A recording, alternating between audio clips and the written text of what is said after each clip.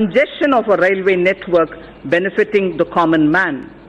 The ambitious program of Bharatmala would help develop national road corridors and highways, while Sagarmala would enhance port connectivity, modernization and port-linked industrialization. If Sagarmala is aimed at improving the infrastructure for external trade, equally it is the poor man's transport too. The Jal Marg Vikas project for capacity augmentation of navigation on national waterways is aimed at smoothing internal trade carried through inland water transport.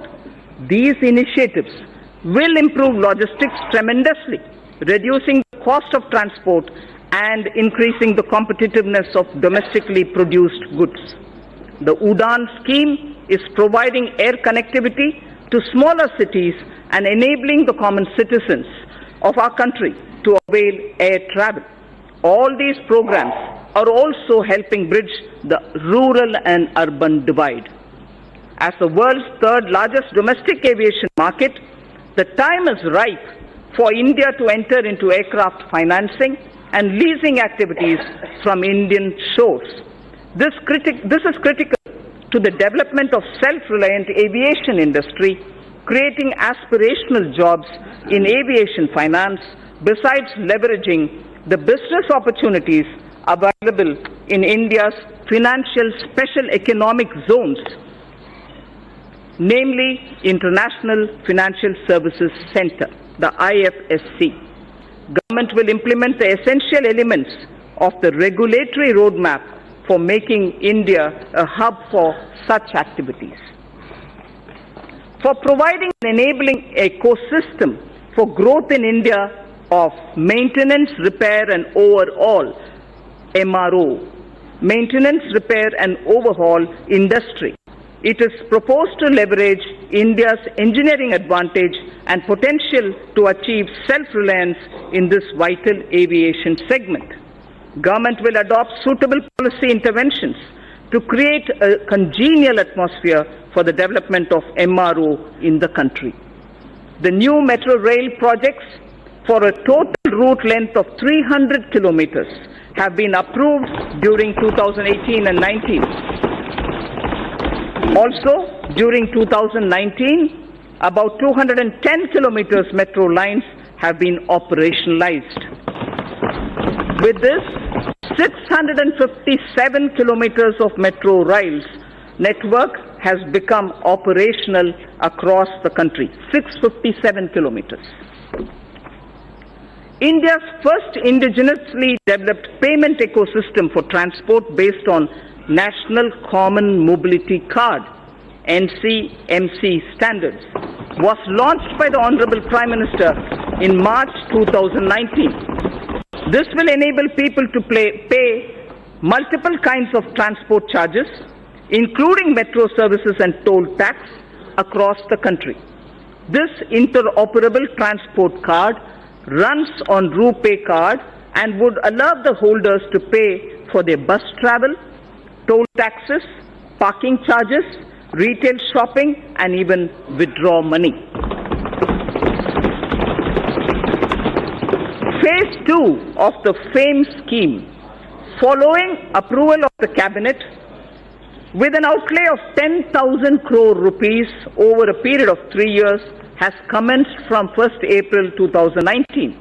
The main objective of the scheme is to encourage faster adoption of electric vehicles by way of offering upfront incentive on purchase of electric vehicles, and also by establishing the necessary charging infrastructure for electric vehicles.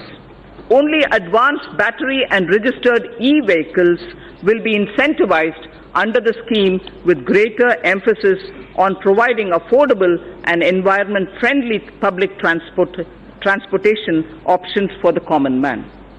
The government will carry out a comprehensive restructuring of National Highway Program to ensure that the National Highway Grid of desirable length and capacity is created using financiable model. After completing the phase 1 of Bharatmala, in the second phase, states will be helped to develop state road networks.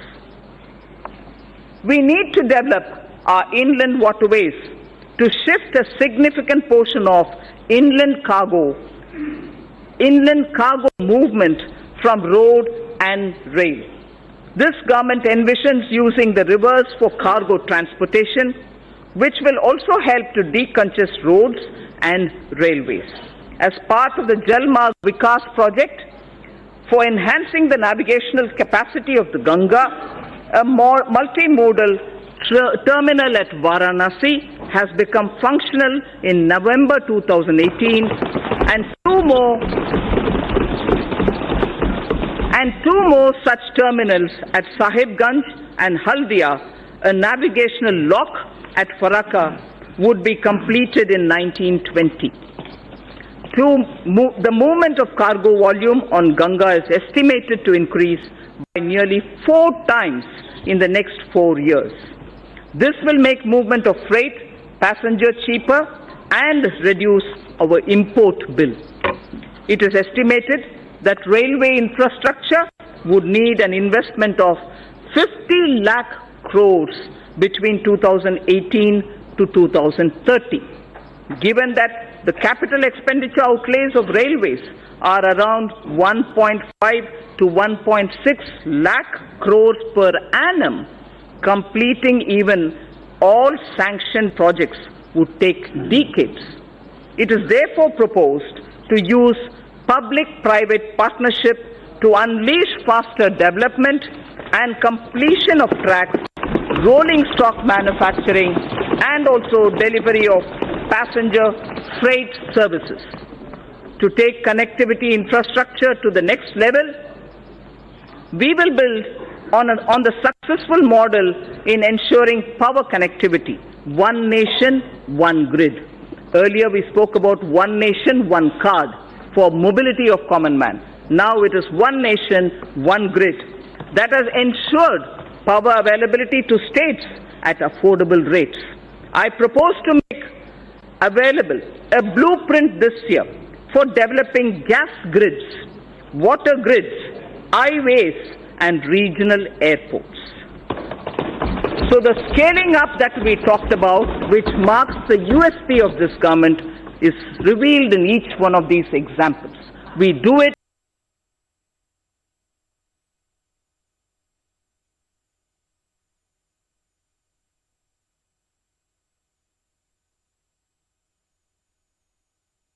in that scale each. The paucity of natural gas will also be taken up for implementation now.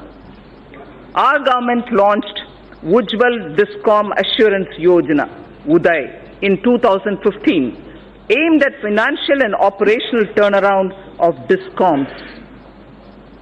Government is examining the performance of the scheme and it will further get improved. We will work with the state governments to remove barriers like cross-subsidy surcharges, undesirable duties on open access sales, or captive generation for industrial and other bulk power consumers. Besides these structural reforms, considerable reforms are needed in tariff policy. A package for power sector tariff and structural reforms would soon be announced. It is proposed that several reform measures would be taken up to promote rental housing. Current rental laws are archaic as they do not address the relationship between the lessor and the leasee realistically and fairly. A model tenancy law will also be finalized and circulated to the states. Large public infrastructure can be built on land parcels held by the central ministries and central public sector enterprises all across the country. Through an innovative instrument or innovative instruments such as joint development and concession, public infrastructure and affordable housing will be taken up.